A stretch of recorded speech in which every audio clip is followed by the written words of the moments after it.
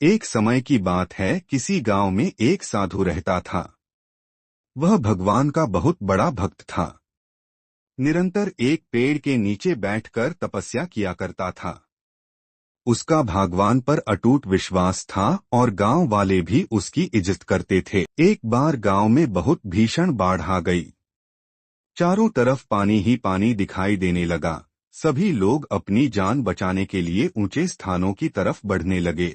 जब लोगों ने देखा कि साधु महाराज अभी भी पेड़ के नीचे बैठे भगवान का नाम जप रहे हैं, तो उन्हें यह जगह छोड़ने की सलाह दी। साधु ने कहा, तुम लोग अपनी जान बचाओ, मुझे तो मेरा भगवान बचाएगा। धीरे धीरे पानी का स्तर बढ़ता गया और पानी साधु की कमर तक आ पहुंचा। इतने में वहां से एक नाव गुजरी। मल्लाह ने कहा, हे साधु महाराज, आप इस नाव पर सवार हो जाइए, मैं आपको सुरक्षित स्थान तक पहुंचा दूंगा। नहीं, मुझे तुम्हारी मदद की आवश्यकता नहीं है, मुझे तो मेरा भगवान बचाएगा।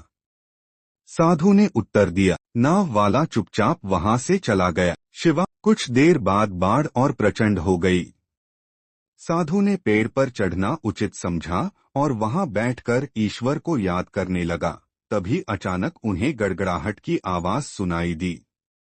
एक हेलीकॉप्टर उनकी मदद के लिए आ पहुंचा।